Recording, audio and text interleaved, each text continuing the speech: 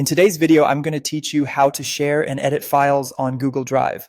Google Drive offers a versatile platform for not just storing your documents, but also sharing them collaboratively with others. Let's dive into the process, starting from the very basics to ensure you can effortlessly manage your files and collaborate effectively. First, you'll want to open the specific file you intend to share. Simply log into your Google Drive account and navigate to the document you have in mind. Click on it to open it fully. Once inside the document, look to the upper right corner of the screen and locate the Share button. This is typically symbolized by a silhouette of a person with a plus sign. When you click on this icon, a new window or dialog will pop up.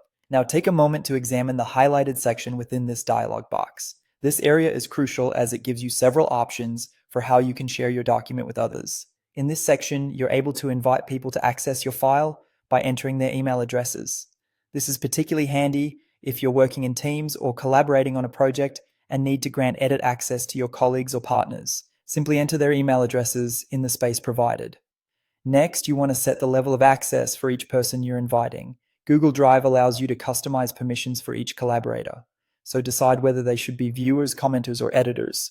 If the person needs only to view the document without making changes, select the viewer option. If they need to comment on the document, select the commenter role. And if you want to allow them to edit, make sure to select the editor option. If you're looking to share multiple files at once, there's an efficient way to do so. Hold down the Shift key on your keyboard as you click on each file you wish to share.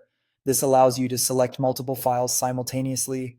Once you've selected all the files you want to share, look for the share icon at the top of the page or right-click on your selection and hit the share option from the menu.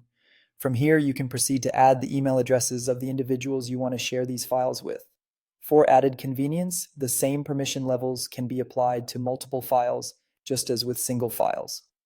Sharing and editing files on Google Drive not only increases productivity, but also enables a seamless collaboration experience.